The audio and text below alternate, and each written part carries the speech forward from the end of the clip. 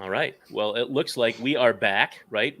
You'll probably see a face missing here. Our fearless leader, Michael Sipes, can't be with us tonight here on the Dynasty Trades HQ. Episode 225. You'll recognize Shane Manila at Shane is the Worst. I'm Jeremy Broand at Dynasty Madman. The handsome gentleman that joined us today, who's quite a bit younger than our old asses, special guest Scott Barrett, a.k.a. Dude Fantasy Bro, the DFB, our friend of the show, director of Dank Stats at Fantasy Points. fantasypoints.com. You got to check that out. Scott, how the hell are you? I'm good, guys. Finally finished my, massive running back, wide receiver, tight end articles. Going to have my official rankings go out tomorrow, probably. And so now I'm just relaxing, hanging out with you guys, having some fun. And I get to relax. Oh, so your official rankings are coming out. So yes. you finished your production profile rankings now, right? Mm-hmm. That's what I was reading earlier. I guess I can't actually disagree with production profile because it's pretty. It's the word I'm looking for. Pretty straightforward, right? Or is there some like secret sauce in there? I really try not to disagree with it too much. For some players, I'm going to have to, like David Bell. His athleticism is just too much of a red flag for me. It's going to get incorporated into the second phase of my model. And then there's some other players like Treylon Burks, who just has the most fraudulent production profile I've ever seen. Actually, it's identical to Laviska Shenault's in many ways. So a lot of that doesn't factor into my official model, but it's just like so much of a red flag that I'm going to manually adjust him down. And so he's going to be a little lower in my final ranks. I didn't even get to David Bell on your ranking. Where was he?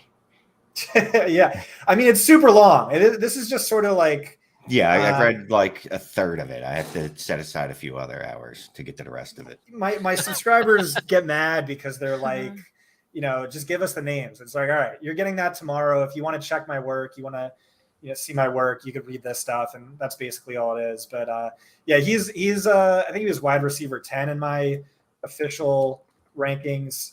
Among power 5 wide receivers, wide receiver 10, probably official wide receiver 10, even with the non-power 5 guys. And he'll be like wide receiver 13 or 14 in my final rankings. Wow. Speaking of wide receivers that are probably going to transition to tight ends later, I know no one cares, but I do. JJ Arcega-Whiteside is officially switched positions to tight end starting, I guess, Monday at their camp. They should just make him block. So wait, is he a buy in Dynasty as a tight end?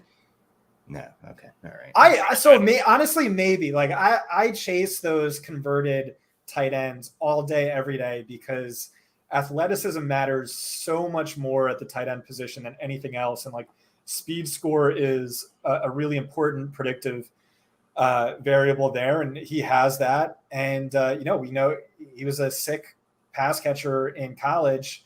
And those are the kind of tight ends we want. We want the tight ends who are just basically wide receivers masquerading as tight ends. So, he'll be a UDFA for a while until we hear some exciting buzz. But, Tyree Jackson's a guy I've held on deep rosters. Yeah.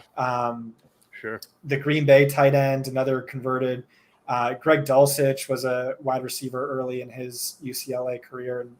And the hit rate's pretty good there. So he might be a thing. Who knows? So Jake, just looking at his comps on Mock Draftable, at wide receiver, JJ Arcega-Whiteside, his top comp is Drake London for what that's worth. Oh, yeah, but I had Tyree Jackson. What's crazy about the Eagles is they ran more 2 tight end sets after they got rid of Ertz. They just used the other tight end as like strictly a blocker. You had an Eagles player? Come on, I don't believe you. Jack Stoll and Tyree Jackson blocking, and they were always out there. So maybe if Arcega-Whiteside's out there running against linebackers from 1996, like that mold of linebacker, I think he could really tear things up. He can't beat NFL CBs, but maybe he could beat NFL linebackers, right? Right. All right. So we didn't introduce you, did we? Did we introduce Scott? We didn't. We introduced him, but we didn't let him tell us about himself. So now's a great time, right?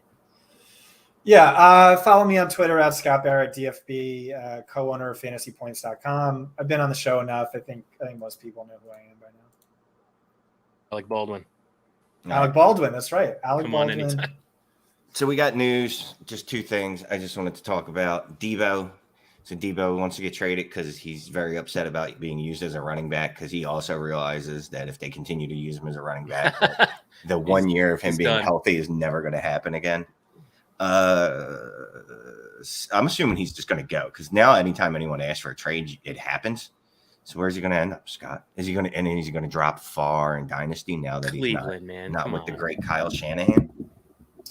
I mean, Miami makes a lot of sense. Yes. Rekindle the same Shanahan scheme, and imagine a trio of Waddle, Tyreek, I know. Deebo. That'd be crazy. That'd be sick. Dude, how much wasted fantasy value do I have to have on one roster? That would kill me. Those three would just cannibalize each other. Yeah. Mike McDaniel wouldn't know what to do with that. It's too much. Or reconnect with the other former San Francisco head coach, and with the Jets, I think that's probably the most likely landing spot. They've been chasing wide receivers all offseason. Oh, I would like that. I read something about the Browns being with the money, with the need for a wide receiver, with Deshaun, with their wanting to have another real star wideout. I don't know. I mean, I'm not going to hold my breath, but it seems like logical. I'm still waiting for Will Fuller to sign there. That was the given. That should happen. Yeah. I don't understand. Maybe. They're just going to do that closer to camp, like for cap reasons. Camp body. No, more like they know they're going to sign him, but they have to wait until the next fiscal year just to fit him under the budget. I don't know. Look, we know Will's going to make it through, like, say, week 2 or 3, so he's more than a camp body. We're going to keep him around a little bit, but then ultimately IR, and so we'll need someone else. I'm kidding. It would be cool if he reignited that with Watson, but I don't think they'll do it. All right, so Scott, let's talk about your number one wide receiver based on production. I'm not saying that's what right. He's ranked. Thank you. I appreciate that. Yes. Clarify. So, who is it now? Drake London. I'm surprised. I didn't expect that when I first looked at your article. You have to tell us about this, and you probably are. You're probably right. I mean, probably more right than I am. I want to know why. Like, for the listeners, why is that your top guy? Yeah, so I'm a big nuance guy, and again, that probably drives my readers crazy because it's just so many words. But this was really fun for me to put out that tweet about Drake London's archetype and the contested catch guys in college who most closely fit that profile, and how every single one of them were busts. And then Twitter went crazy with that. And it's like, this guy stinks. And at the end of the day, this guy is my wide receiver 1 by my production model. So, maybe I got to double dip there and drive the price down and on a guy who take advantage of it. Yes. Yeah. The model loves. I mean, his productions are just absolute. His production was absolutely insane. By competition score, middling to poor quarterback play, but brutally tough, highest end NFL caliber target competition, was a beast as an 18.1-year-old true freshman. That's extremely young for a freshman. Really came on late in the second half, outproduced or was basically neck and neck with Amon-Ra St. Brown. Michael Pittman, 4 years older, of course, was the wide receiver 1. He was still on the basketball team. Like, he rejoined the basketball team after that season. Yeah. And he played a few games before he got sick. The next year, he smashed Amon-Ra St. Brown, who, by the way, last year as a rookie, his final 6 weeks, only Cooper Kupp scored more fantasy points. And then he was a true wide receiver 1 in 2021. Season shortly derailed by injury, but prior to that, I mean, the second most receptions per game, the 10th most yards per game of any Power 5 wide receiver since at least 2002. If age adjusted, it's the third best wide receiver season since at least 2000. He had everything. He was just an absolute monster. Elite breakout age, elite market share metrics, obscene levels of raw production, hyper efficiency on a per route or per target basis. And shockingly, for his size, like one of the most elusive wide receivers after the catch to come out since 2015. Yeah. He ranks 5th best in career missed tackles forced per touch. Deebo Samuel, DJ Moore, AJ Brown, Rondale Moore, Laviska Shenault. They're all in the top 12, but ranking below him. So, I mean, I really like him. The red flag, and it's a big red flag, is that tweet I put out, which was if you rank the top wide receiver seasons by percentage of catches coming on contested catches, and then you have to throw out screens, which are just manufactured production. And he had a lot of those. It goes 1, N'Keal Harry, 2, J.J. Arcega-Whiteside, 3, Jalen Reagor, 4, Drake London, 5, Denzel Mims. So it's just like a list of the top busts. And like, that's the narrative against them. This class is really difficult, really tricky. It profiles to me as like, I don't know that it's a bad class, but I think you just take like the top 7 guys and you're going to have 2 to 3 Pro Bowlers and then 4 busts, like true legitimate busts. And like, we have no idea who that's going to be pre-hindsight. And it certainly could be Drake London. I've talked to film experts, Mike Renner, he's easy wide receiver 1 in the class. Talked to another one, Jamison Williams, wide receiver 1 for NFL, but Drake London, wide receiver 1 for fantasy. And then you talk to some others and he's getting, this is Hakeem Butler. This is J.J. Arcega-Whiteside. This is an absolute bust in the NFL. He can't beat NFL cornerbacks. He can't get separation. He's another future tight end convert. I've had someone say that to me. So, I mean, that's scary. The problem is like every wide receiver has a super damning red flag about in line with this one. Yeah, that tweet you sent out definitely raised some eyebrows. There's no doubt you affected the market with that, with all those busts, Drake London sandwiched in there. So you know what I was wondering? So I was reading Wes's profile of him, right? And he noted a lot of the same things, obviously from a tape perspective, talking about, the issue isn't like his speed. It's not that he can't separate, even though he doesn't. But he did note that he has like tells in his route that kind of tipped the cornerback off. And I'm just wondering if that has anything to do with his lack of separation, because if there's no, like, it feels like there's no other reason for it. Like, I really don't know what it would be. I think he runs all the time. I think that's really interesting. But at the same time, I mean, like, his numbers were so off the charts. Like, clearly that tell didn't really influence things. I will say I watched him on tape, and I watched a lot of these guys on tape, and I'll be the first to tell you I'm not a tape guy. But I did watch him with like one of the best film experts in the game. And I went from Treylon Burks to Drake London. And it was like watching Geely 2 and Godfather 2 back to back. And so my guy, Brett Whitefield, I think former PFF star, one of the sharpest film experts in the game. He said, I went back and I watched every single target. I counted only 9 contested catches for Drake London. And I was showing 31% of all non-screens. So way more than that. And he was just saying, basically, I think the numbers are bad. I think that it's just bad numbers. And like when I watch his film with Barrett, you can see how a lot of this is eye of the beholder stuff, where like, 2 people can watch Treylon Burks and say he's AJ Brown or he's Laviska Shenault. And it's the same thing with London. He doesn't get separation like a Jamison Williams gets separation. Like, he's always going to have a cornerback within touching distance of him, but he does get separation and he's really good at it. I think, again, I'm not a tape guy, but he positions his body, with in the air to make the catch such that he has 5 yards in front of him or 5 yards to the sideline with no one coming in, and like only he can make that catch.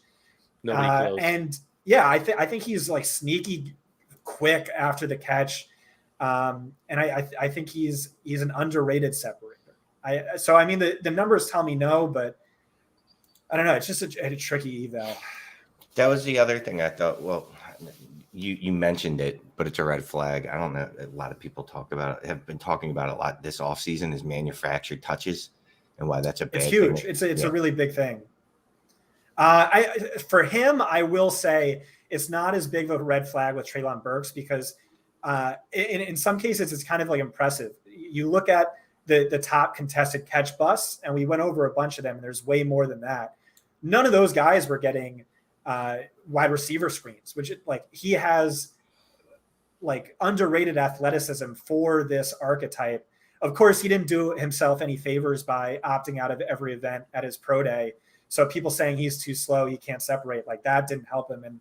And so like I'm really stuck. Like athleticism is a big factor in my model. So do I treat him like I treated Tyler Johnson, my production model loved, but he opted out of every event at the combine? And like, I was like, okay, huge red flag. Yeah. NFL says this guy's not athletic. So I'm going to manually adjust him all the way down. Do I do the same thing with Drake London? Or is it like, hey, this guy is like a unanimous top 15 pick. He had nothing to gain, everything to lose. And it's just like one of those judgment calls. But like the NFL, like you can tell I'm having a hard time with this class. Like I can break it down, strengths and weaknesses, but like just coming away with that final ranking is difficult. And I think the NFL is having the exact same problem. The Tyler Johnson one was the one, but the Tyler Johnson one was easy because we found out the NFL hated him. So it's like, all right, well, I don't need to like him. Did. There's literally no reason for me to like him. But yeah, I loved him, and they hated Drake him. London's going to go top 15, so you're really going to need to just stake out a side. What was N'Keal Harry? He was like 29 overall. Laquan Treadwell was, I forget where he was. 26 maybe. 26. Yeah, London is getting the love where Tyler Johnson didn't. So you have to adjust for that, of course. I don't know, man. I'm so burned, and especially as being an Eagles fan, by wide receivers that can't get open, that I don't know if I'm going to touch him anywhere. He was on the clock in one draft I was on, and I was just like, I have to draft him, don't I? And I just didn't. I was like, you didn't? What'd you do? No, well, I'm going to go with a guy that Scott hates, Treylon Burks. I think that's a good choice. So why don't you like Treylon Burks, or why don't either you one? Production. Yeah, so I legitimately do hate him. It's like I think I hate him now because like I loved him so much to start. Like I was putting tweets out, like I'm like, how could anyone not have this guy as the wide receiver one? And that was, of course, like super early into my process where I was just looking at box scores. I was looking at age-adjusted yardage market share, age-adjusted yards per route run, and things of that nature. But digging deeper, and you have to dig deeper, is he has the most fraudulent production I've ever seen since Laviska Shenault, and it's basically exactly like Laviska Shenault. I mentioned red flags, and the red flags, like he had the worst teammate score of any wide receiver in the top wide receivers on my model. But like I dismissed that. I didn't think that was like, because he was so good in spite of that. What it really comes down to is he was never really asked to do anything that is typically demanded of NFL wide receivers. And that's true of basically every wide receiver. You know, they don't see press coverage as often as they will in the pros, but it goes like so much farther beyond that with Burks.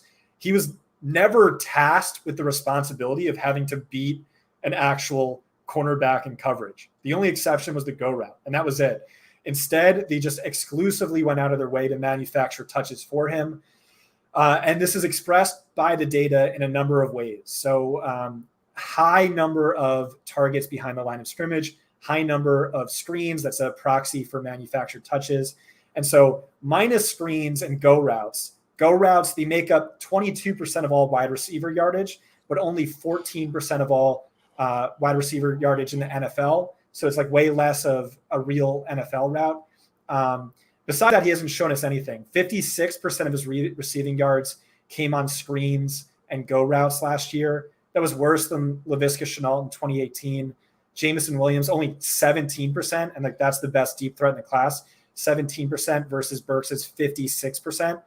And then beyond that, like didn't run a nuanced route tree, never asked to even beat a cornerback in coverage. He had only 17 non-screen catches against single man coverage when lined up in the slot or outside as an actual wide receiver.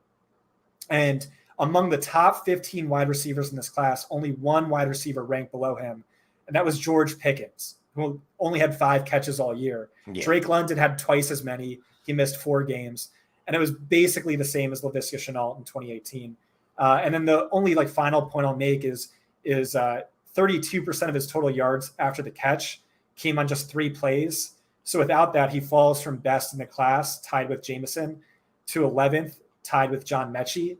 And when I watched the tape, what really impressed me was the soaring 20, the flying 20 time everyone talks about, where, hey, if you let this guy running a straight line for 5 steps, like he's going to go all the way to the house and it's like really sick. And yeah, but that's kind of like all I saw. And I saw people talk about, well, he's like a freak athlete and he has amazing body control. I did not see that. I saw him like stumble and fall to the ground on screens on a number of occasions. And like the combine wasn't elite. It was supposed to be elite and it wasn't.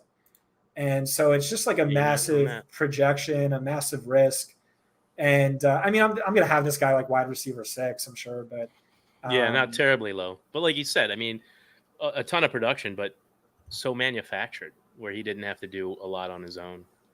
I mean, the thing I'll say for him Pickens, is like he had the smallest sample against press, the smallest sample lined up out wide, the smallest sample, blah, blah, blah. And he was first in every instance. So it's like, hey, just because he didn't do these things doesn't mean he can't do it. But I mean, it does mean he's going to be probably slow to start, unproductive as a rookie, massively landing spot dependent, very risky.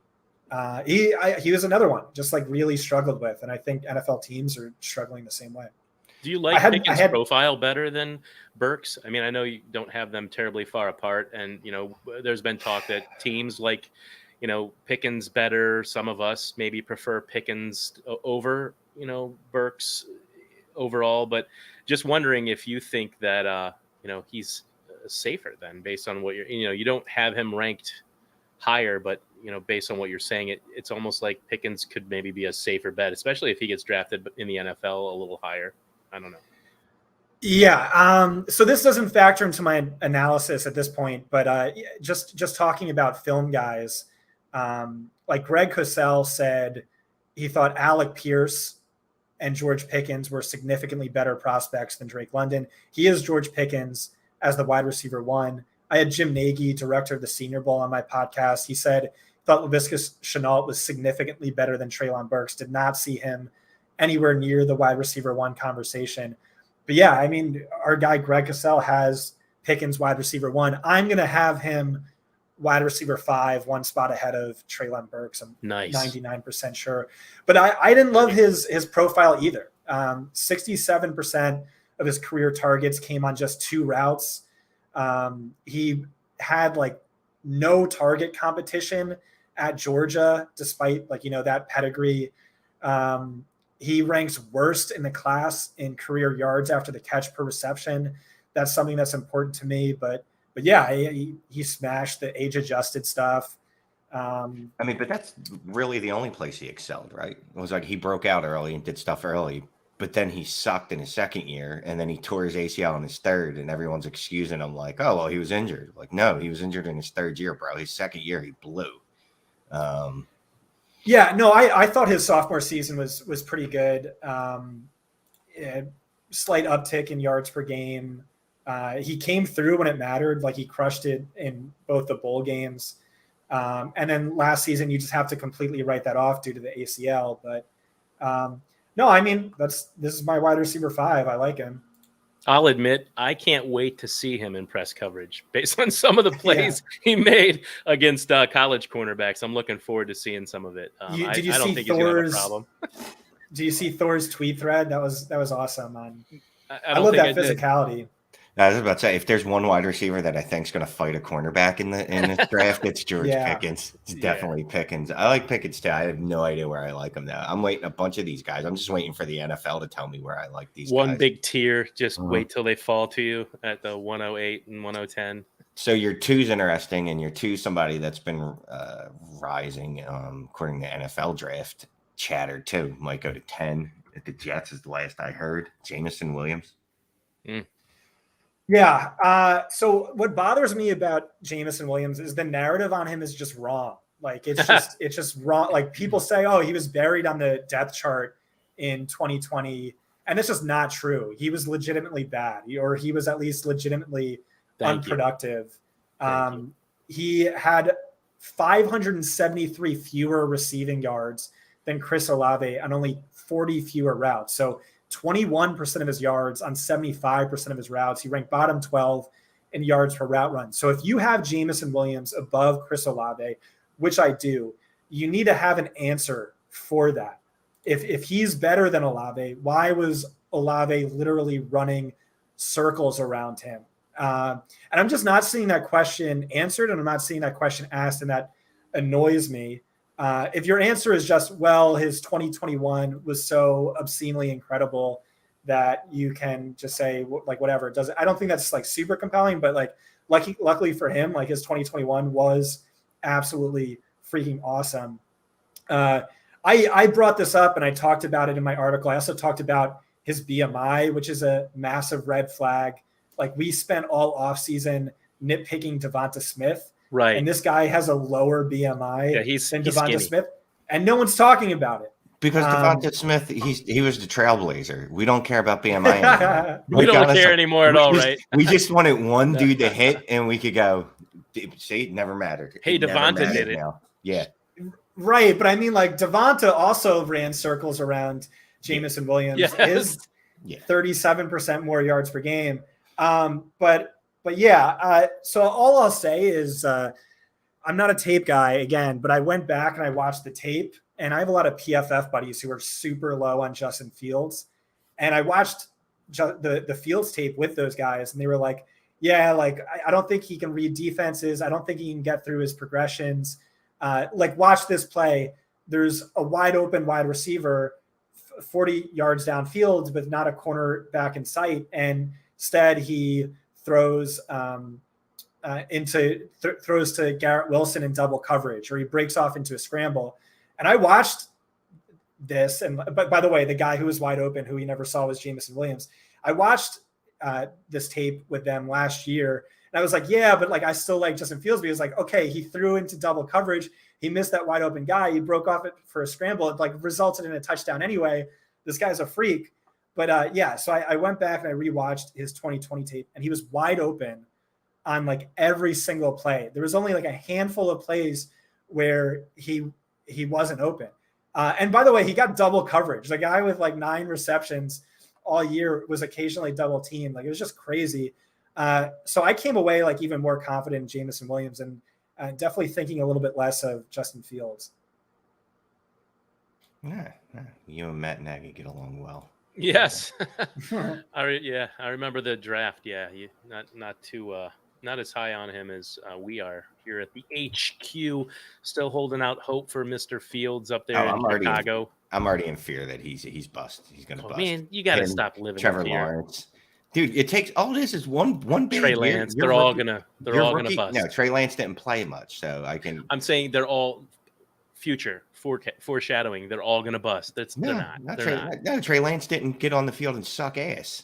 Right, dude. That's a big hit, dude. You don't hit in your first year. Generally, you're going to be in your ass. You're going to be. We'll see. Jacksonville, Chicago. I think Justin Fields has fewer excuses to make than Trevor Lawrence for sure in that first year. But you're going to have to give Lawrence a pass. I think.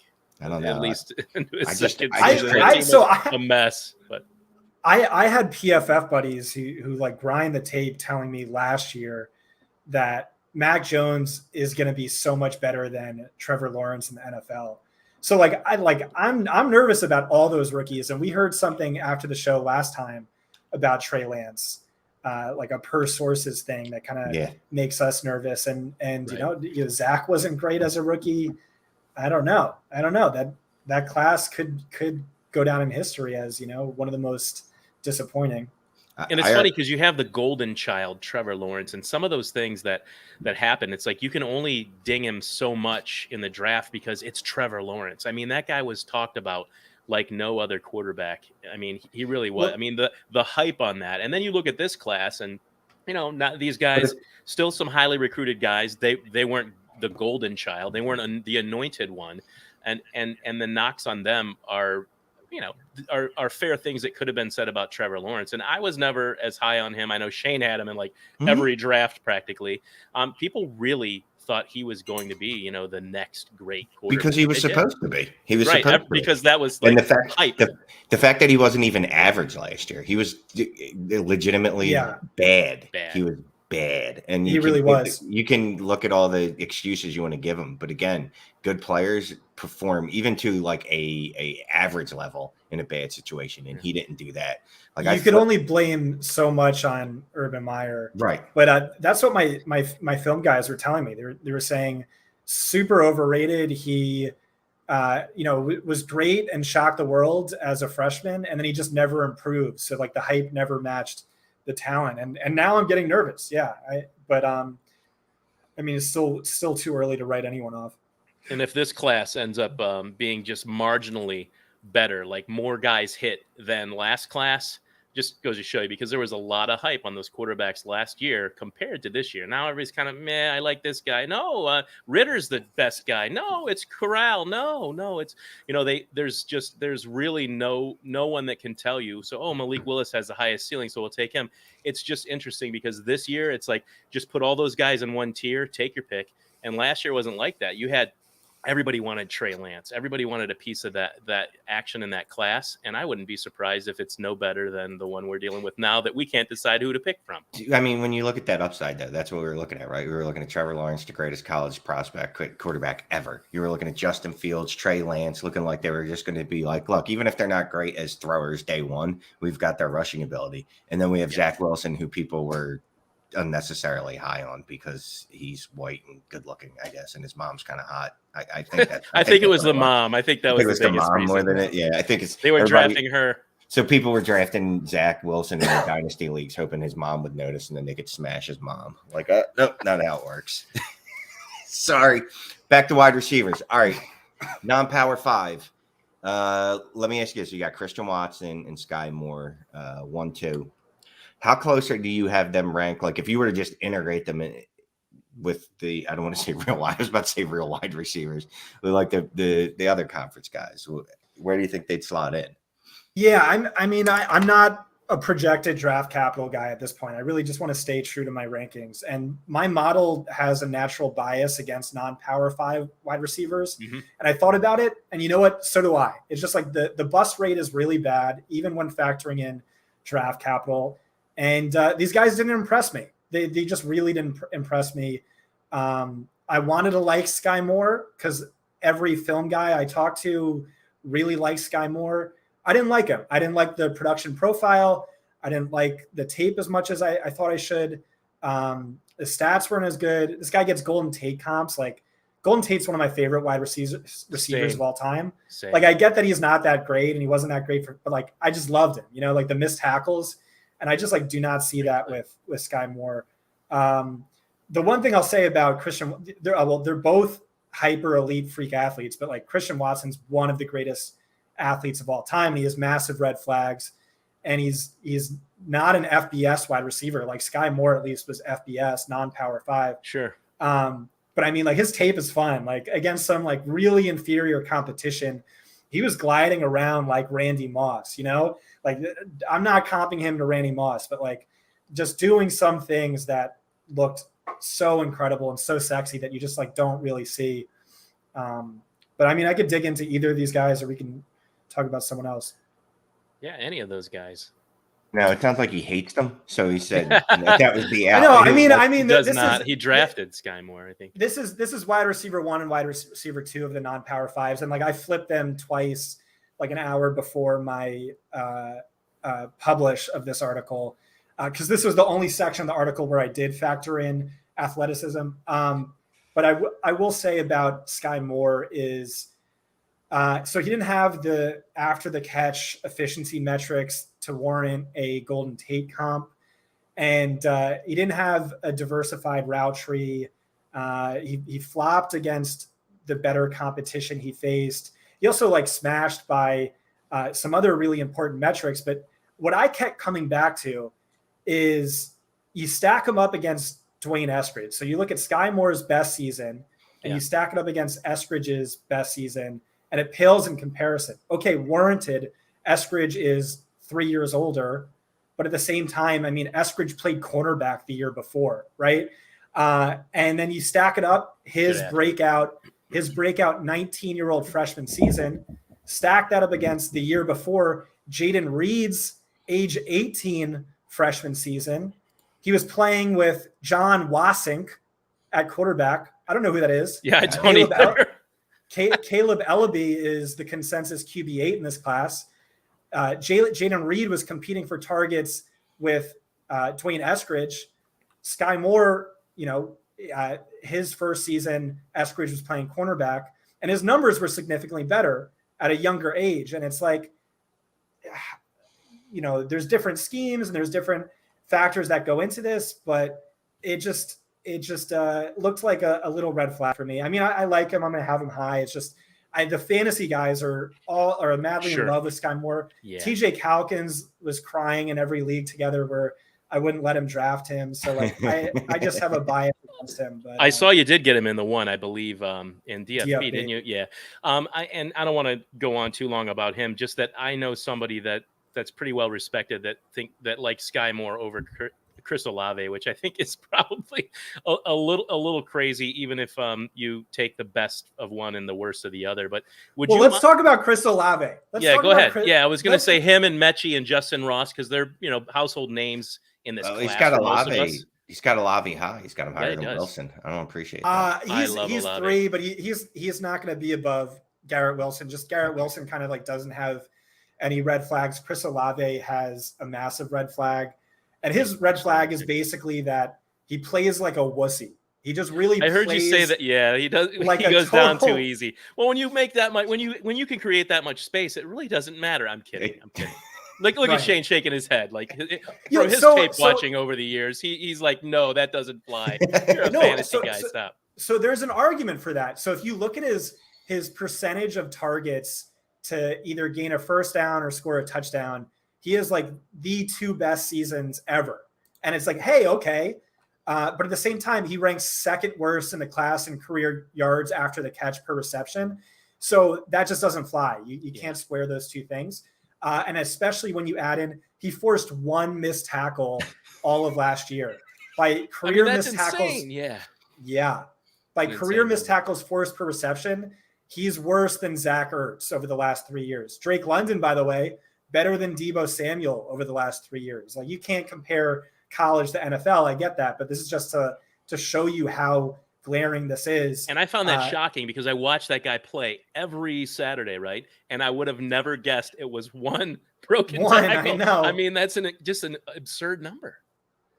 David Bell, Wandale, Drake London, Mechie, Sky Moore, they all had over 20 by career yards after contact per reception. He ranks dead last as well. So it's just that's like some of these stats get factored into my model, and so it's a testament to him. He's still ranked 3rd, but I'm going to have Garrett over him in my final rankings. Yeah, I think that's a good plan. All right, so just to cheat, and don't worry, no one will hear this before it comes out. And if you'll have who's your number 1 wide receiver? Is it? I think it's Drake. You don't want it to be. You don't want it to be. You seem hesitant to say it. It does seem like that. It's just the production profile was so obscene, So was David Bell's though. It was. I mean, he was 10th by my model. I thought he would rank so much higher. Yeah. He did not. It was just a lot of the sort of like underground advanced analytics hurting him, but like his box score stuff was really impressive. Yeah, honestly, I'm surprised based on the negatives, the drawbacks, and the things that people have been saying about Bell. I was surprised that when I read this that you had him that high. Really, I mean that's actually kind of comforting to me. That I wouldn't mind based on that. I wouldn't mind taking him, in that upper 2nd round like that probably. I mean, right now before the NFL draft, and we see how things shake out. But I mean, I found that a little encouraging that you had him ranked at 10. But guys like Mechie, you have him. He's in there, right? I mean, that was a household name people loved until this season. Justin Ross, without the injuries, maybe it's a different story. But you seem to like both of those players fine. Yeah, I'll also say something about Jahan Dotson. Yep. He had easily the worst quarterback play of any wide receiver in the top 10 of my model. Pretty and awful. If you compare his numbers to Chris Olave, they're actually better if you quarterback adjust them. So last season, they were basically open on the same percentage of targets on a near identical ADOT. Mm-hmm. They both ranked top 7 in separation rate, but Olave led all wide receivers in accurate pass percentage on all these targets, while Dotson ranked bottom 5. And it was a massive advantage, a 62% advantage in Olave's favor just by accurate target rate when open. But Olave was only 7% better by yards per target average. So that's like another sort of red flag for Olave and a thing that could lift up some of these other wide receivers. But you mentioned Mechie and you mentioned Justin Ross, who are two players I really like. And I like them, I think, more than my model ultimately did. Just to talk about Mechie, he dealt with serious injuries in 2020, in 2021 that people aren't really factoring into the equation. He was the clear wide receiver 2 in 2020, competing against Devonta Smith. Even when Jalen Waddle was healthy, right? He was like neck and neck with Devonta Smith as the wide receiver 2. And he played with a stress fracture in his shin for 30% of the season. He missed practice that entire time. The next season, he was slow to start. He said he wasn't fully healthy. And the numbers bear that out. He averaged 55 yards per game through the first 5, 108.4 across his final 8. The track record on Alabama wide receivers with this sort of production is flawless. I liked him a lot more than I ever expected, because the narrative on him is like slow, slot wide receiver, Patriots may draft him in round 4 kind of thing. But I liked him significantly more than that. And then Justin Ross is just, I think he goes undrafted. I think he goes undrafted. I'm not a source guy, but I sort of have sources on this, and they're saying it's really bad. The majority of NFL teams don't think he'll ever return to the player he was before the spinal surgery. And then NFL players don't want to take that gamble. They've consulted medical experts who say one hit can leave him fully paralyzed, and you have fans in the stadiums watching that sort of thing. But I mean, if he gets drafted, if it's really sad, But if he gets drafted, late day 3, whatever, I'm going to try and acquire him in all my rookie drafts, just because he has insane upside. You have to write off the entirety of the 2021 season. So he didn't play football at all following the surgery. His first practice back, he contacted COVID. He lost 15 pounds. So we're nearing 2 weeks before the start of the season. It's officially his first scrimmage. On the second tackle, he breaks a bone in his foot. The second play of that scrimmage. And so he played with that throughout the entire season. And he had bottom 5 levels of quarterback play. And so if you adjust for that, the season kind of looks pretty good, and his tape kind of looked pretty good. But really, you just have to throw all that out. And what are you left with? You're left with arguably the best freshman season ever, if competition adjusted, if age adjusted. It's the best yards per route run season in PFF history. He led the receivers in receiving yards ahead of T. Higgins, ahead of Hunter Renfrow, ahead of Amari Rodgers. Despite ranking a distant 4th in routes, he didn't start a single game. And the numbers are just so off the charts. Basically, you don't even age adjust it. You don't even route adjust it. And he's 99% T. Higgins. So if you can get 99% T. Higgins, a 30% chance of that for free, I'm going to gamble on that every single time. That's a problem, though, is that neck injury. I was shocked. It's really sad. Came back. Yeah. How did I know. He had to stop playing because like you said, he was going to be in danger of not being able to walk. He could be paralyzed, and then somehow they cleared him to play. I was like, oh, that doesn't sound good. Many neurosurgeons, many medical experts told him, do not ever play football again. And he chose to come back. Ballsy. Yeah, man. You love it, right? I guess that's your life. That's what you put your whole life into. And you're going to try it. But fuck, I want to walk. Yeah. All right, let's do some trades. Let's do it. Scott, you said you had a trade? Oh, yeah. Let me pull it up. You pull it up. I'm going to go through one while let's go through Madman. You can't do it.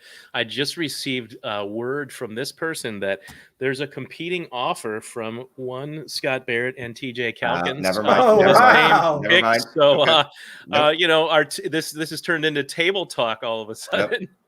Look, I got to be honest with you. You know, as soon as someone tells me there's a competing offer, I'm usually out. I'm like, well, fuck you then. Go to them. And like, I hope you make no trades. Actually, and then maybe I'll hear from you in 2 days. Maybe we should talk about it. That'll help Scott with his bid. And then I don't even know about it. it. This is TJ going rogue here. He has, yeah. I heard there's a competing offer, and so go ahead. You can tell him. It doesn't matter. I'm not making this deal. So I just deleted it. Now, well, I'll just put it right here in the. Let me add it. All right, 211, 311, George Kittle for Christian Kirk, Jameis Winston, Pat Freiermuth, Dawson Knox, and Chase Claypool. A lot of stuff. Yeah, I mean that's a little confusing and complicated. Can you say it one more time?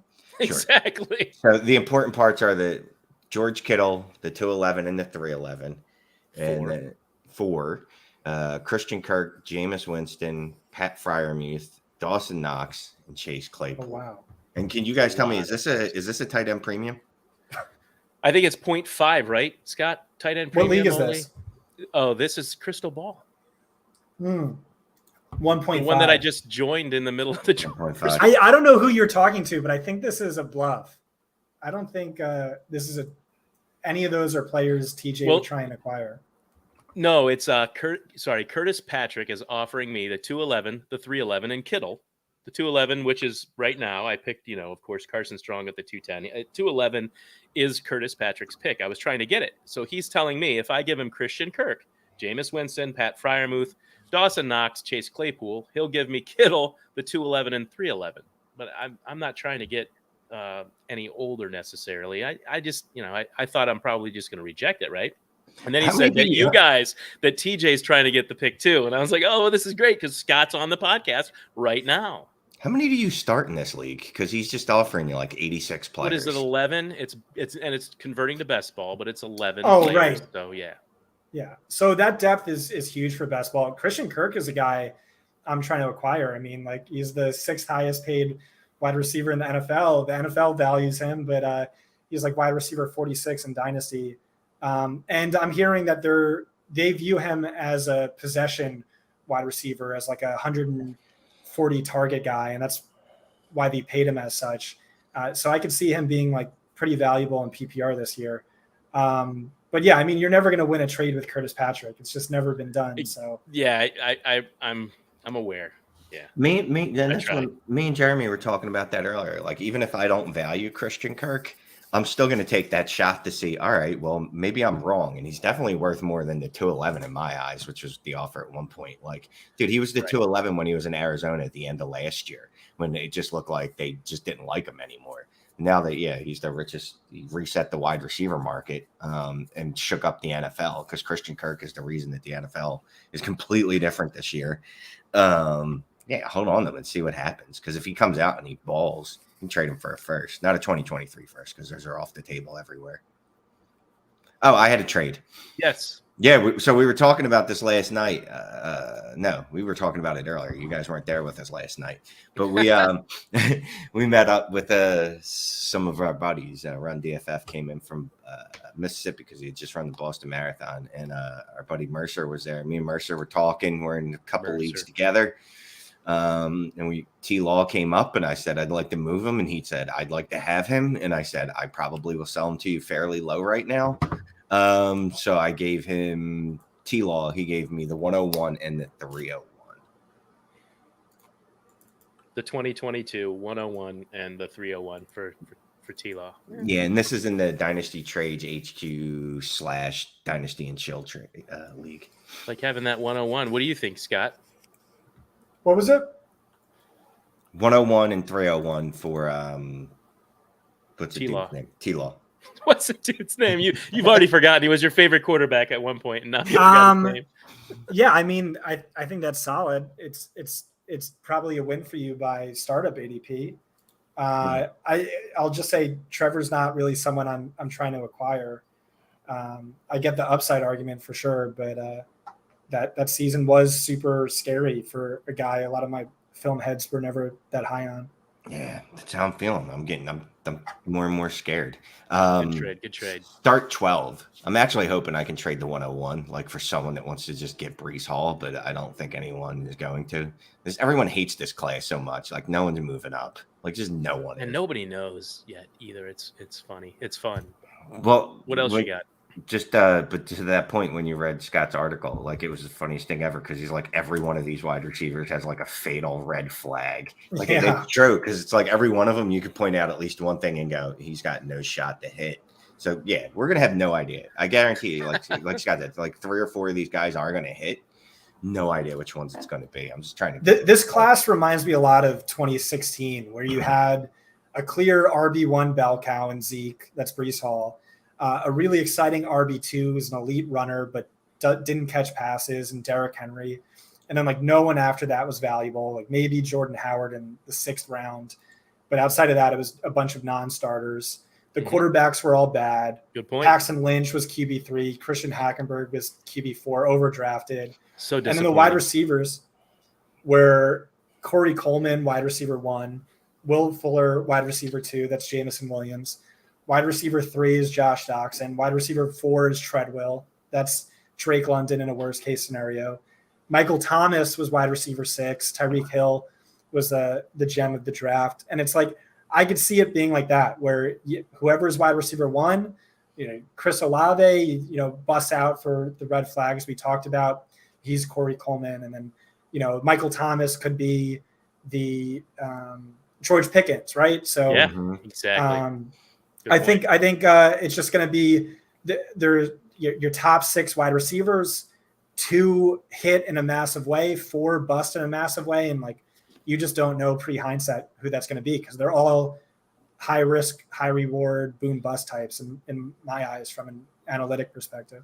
What's funny about this class too is we keep saying like to make ourselves feel better. Well, like all these wide receivers are going to go in the 1st round, but yeah, you just mentioned that 2016 class, and there was a bunch of first rounders, and they were all trash cans. Yeah. It wasn't until the late 1st, so the 2nd round really that it mattered that draft. All right, I got another bathroom real quick. Yeah, absolutely, my man. Thanks. Well, what's your trade, Shane? All right. Go ahead and say it. Yeah. You're not gonna like this. It's a premium tight end league. Let me just give you some reasoning behind it. I won the title last year, and I've kind of just been bored of making moves. You got a repeat? Whatever. I gave up George Kittle, and I got and this is a copy league. I got the 116 and the 123. So I think that's the 108 and the 112 and a half. Are you Except sure? You can't really do that. In a copy league, 112, 18 and 112 and a half. 116. 111 and a half. 112. 111 and a half. Yeah, whatever. 111. We're around. So 108 and 111 for Kittle. Yeah. And a 4th. Man, I don't know. What are you thinking you're going to get?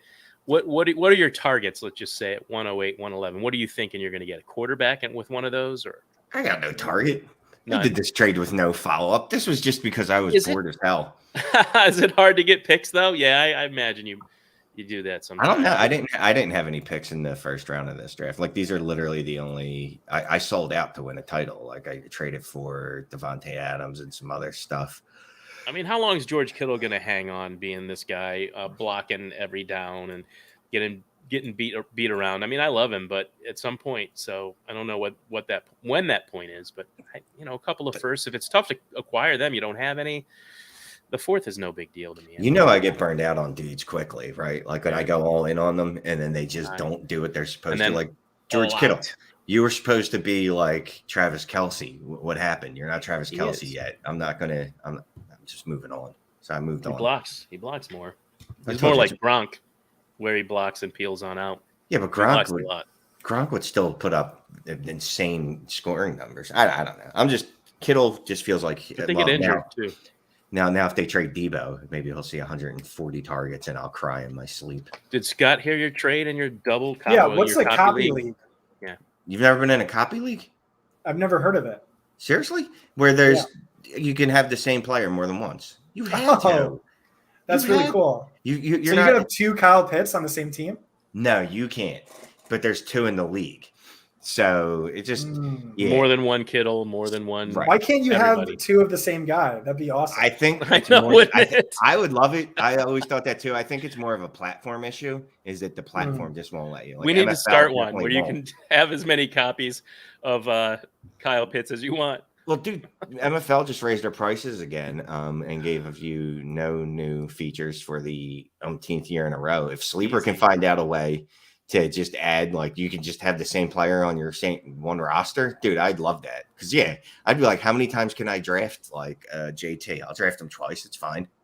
If you had 2 Christian McCaffreys in 2019, it was impossible to lose. Right. You could start whoever you want. You just automatically win. Yeah. It's like that crazy. Yeah, they need to set that I love up. it. I'll tweet at Sleeper. Another thing great about Sleeper is you tweet at them, they actually respond to you. MFL is like, oh, we'll get back to you. We're going to send a telegram. Okay, thanks, guys. The cool thing about being in a league like that is, and I'm in one. Well, I don't really enjoy it that much because it's IDP too. But it's a quadruple copy. There's basically four conferences essentially, right? And so like you can trade for George Kittle. You can make offers if you want him to four different teams. You have 4 shots at getting whatever player you want instead of 1. And so it's wow, a lot easier to make trades to acquire players you want. I'll say that. I mean, it's fun. And that's the thing. But I don't enjoy the league that I'm talking about that much. If you're one of those people that you're hunting a specific player, you're like, this dude's just unreasonable. Let me go to Betty, who's got him too. And I know she'll actually make a trade. Yeah. And then you can just DM the dude afterwards and be like, you dumb fuck. Like, look at this trade I made. I would have made it with you, but you're too hard-headed. What was your trade, Scott? Yeah, let's yeah, so TJ and I traded with Evan Silva in the Crystal Ball League that you just joined. We got the 204, and I let TJ make this pick. He took Christian Watson. I might have taken Trey McBride, I'm not sure, or Jahan Dotson was there. But TJ made that pick, 204. We gave up, remember, this is a best ball tight end premium league. We gave up the 407, Adam Troutman, KJ Osborne, Denzel Mims, Terrace Marshall, Marquez Callaway, and Diami Brown. And so, like, in a best ball league, that looks like one of the biggest L's of all time. But our team is so absurdly stacked. It is now. We would have dropped all of those players. So it was actually a win for us, like a rare super win-win. Yeah, you would have had to cut players anyway, and I figured at some point it was coming. I saw someone else made a trade like that too, because you can't keep all these players and keep drafting, and so it made sense to move a bunch of them like you did. And at first I was like, "Wow, what a haul for Silva!" But yeah, you came out with the guy you wanted probably all along, or at least TJ did with Watson, and that that was right before Dotson and your guy Trey McBride and Rashad White went as well after that. I'm surprised you let him take Watson over your guy McBride, honestly. Well, that's a shock. I know you're not used to this, but when you're a co-owner in a league, you have to have some give and take. You can't just be all about you. Like, I love this newfound Shane with the DFB stuff. Man, we finally got it together, huh? That 2 players we don't talk about on the HQ. We don't allow it. You named one of those wide receivers already. That was like the first ranked one years back to the Cleveland Browns. We don't speak of him or another guy who was super tall. Probably should have played tight end. Hakeem Butler. That too, anyway. Jerk off. So but we had some all the quarterbacks we argued about early on in that draft. We don't care about anymore. So we definitely rebounded because we made it to the title game. The second year, and then this past year we made it to the playoffs. I mean, last year was really bad luck, or we would have, we just lost too many players to compete with those good teams at the end. I like our chances in that one. Crystal Ball, it's looking like a Scott Barrett, TJ Calkins coup right now. You have one of the best teams in that one. It's one of the best teams I've ever seen. For best ball, we have 6 starting quarterbacks in a super flex league. Mac Jones, Trey Lance, Trevor Lawrence, Drew Lock, Tua, Zach Wilson. Yeah. Can I roster bait? Can I continue to roster bait here? Didn't you just get Nick Chubb too? I was pissed when I saw that. That was this league, right? Nick Chubb, Michael Carter, Najee Harris, David Montgomery, Rashad Penny, Javonte Williams, Jamar Chase, Deontay Johnson, DK Metcalf, George Pickens, Jalen Waddle. I quit. Noah Fant, Dallas Goedert, Kyle Pitts. It's just like he got Nick Chubb straight up for J.K. Dobbins, right? You like that? You got Chubb straight up for trading Dobbins away. Who wouldn't love that? Come on, man. That was awesome. There's a bunch of guys who haven't seen their ADP rise like they should. Like the Browns have Deshaun Watson now. That's beautiful game script for Nick Chubb, he should go up in price. I mean, Amari Cooper is the wide receiver 1. How is he like like a 6th rounder in startups? Makes no sense. You're on mute, bro. We talked about it on this show, and I think Shane actually might have changed his tune slightly, but just based on Amari Cooper's profile in the past, is he really going to do much better on the Browns? But just the fact that, I mean, value, and if you were going to trade him now that he is, the number 1 receiver, and I think there will be an uptick. But yeah, it's crazy how ADP doesn't reflect Nick Chubb. It never really has. He continues to be a bargain buy, and obviously in trades. I mean, Dobbins hasn't shown anything. Why would you? I don't know. I don't want to disclose that owner, but you really have to love Dobbins, and I do really like Dobbins. I think he'll be good, but Nick Chubb's already great. Like I don't need to take a risk in that with that guy. Dude, all I'm saying. J.K. Dobbins, you're hoping he has a situation as good as Nick Chubb because he's never going to be a pass catcher. They're just gonna always have other guys that are going to do that. Yeah, great trade. What else you guys want to hit? We've already been going for like an hour. I was about to wrap it up as the host. As the co-host. Go for it. All right. Well, I want to thank our guest, Scott Barrett, at Scott Barrett DFB. You can find him at Fantasy Points and on a date tomorrow. Good luck with that.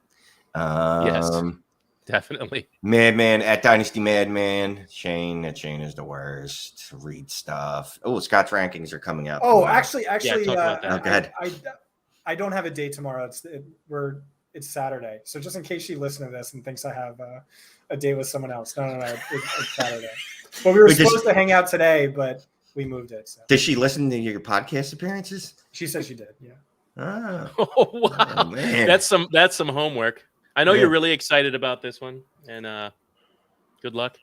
No, but Mike couldn't be here tonight. Sorry about that again. He sends his regards. Family obligation, so he wanted to hang out with Alec Baldwin and the rest of the show. But thanks for joining us, Scott. We love talking to you. Great job on the wide receivers, and everybody needs to check out at Fantasy Points, fantasypoints.com for great content. Continues to get better, continues to grow. Check them out. Anything you want to say about Fantasy Points before we get out of here? Check out the Greg Cassell draft guide. It's like $25, or with a regular subscription, you can read all of my work, all of Wes Huber's work. I think that as a draft guide is, up there with anything else. So really insanely detailed. And yeah, that's it. Yeah. Great site. We appreciate you coming on the show and hanging out with us, and we'll see everybody next week. Take care. My pleasure. Bye, Shane.